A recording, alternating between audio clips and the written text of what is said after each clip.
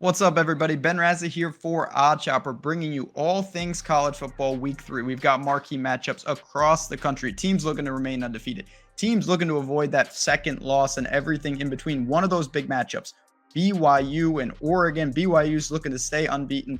Oregon's trying to not drop a second game. And we're going to talk about where to put down our dollars if you are looking to bet this game. If you have just found out about Odd Chopper, if you come here all the time, regardless, welcome back.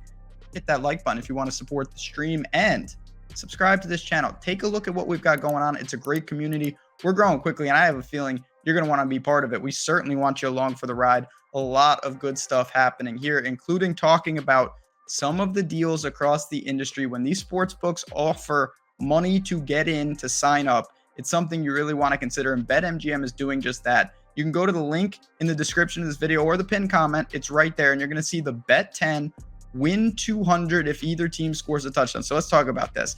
If you're a new user at BetMGM and you sign up and deposit, you can take $10 and you put it on a money line. And if either team scores in that game, they give you $200. We know someone's going to score. Boom.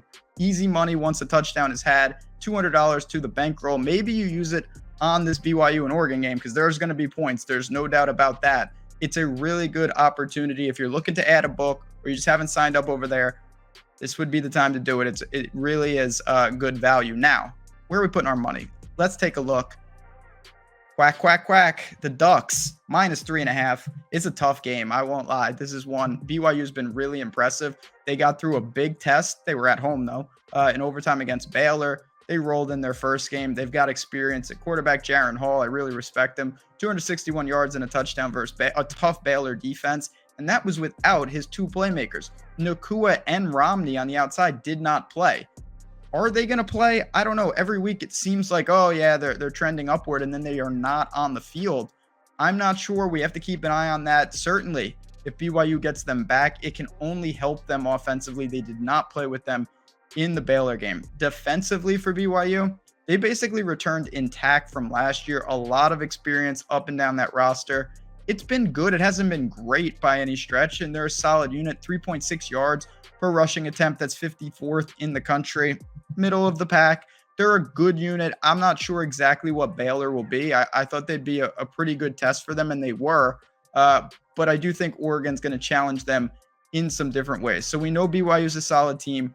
The big difference, though, like all college football, they're not at home anymore. They're going to Eugene, and that's a tough test, no matter how good Oregon is. But this team looks to be pretty good.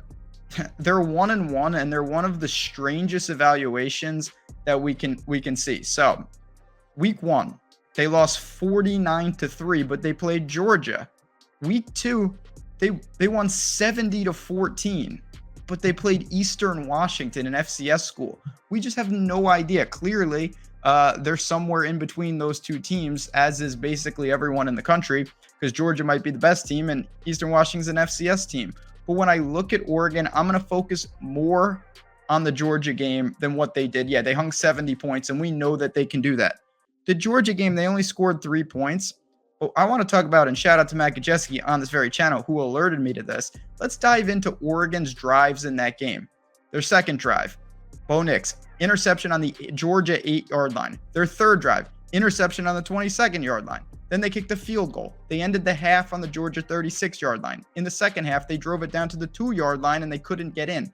They could have put in a couple touchdowns there, and certainly no one in their right mind is saying that BYU's defense resembles Georgia. Georgia ran through them. Georgia's offense was super efficient, but they're just a different category of team. And again, now Oregon is back at home. They've got experience on their O-line. 4 starters returned. Bo Nix, he's not the best quarterback I've ever seen, but you know what? He transferred in from Auburn. He's got plenty of experience. He's had big tests. And again, I can't stress it enough. At home, in front of the home crowd, that will help. Defensively, 7 starters are back. Noah Sewell, Penny's brother, fantastic linebacker, all-American potential. They've got talent up and down this roster, as does BYU. I look at this game, very close, very competitive. I just think Oregon at home makes a few more plays and that they're a little undervalued just because of the weird 1-1 situation. Losing 49-3 against Georgia doesn't mean anything to me, especially when I dug into the numbers. They actually played a little better than that score. The 70-14 means absolutely nothing, but I'm going to lay my money with the Ducks, lay the 3.5 points, and I will say that they knock off BYU. It's not even an upset. Oregon's favorite, and they should be.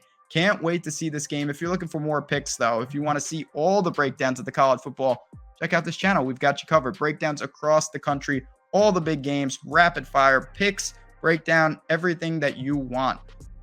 Let's go Oregon. For me, for everybody here at Odd Chopper, thanks again for tuning in. These are a blast to do. I love college football, and I love breaking down these games. And now let's cash these tickets. Good luck. Let's go Oregon, and stay tuned for even more college football breakdowns throughout the season.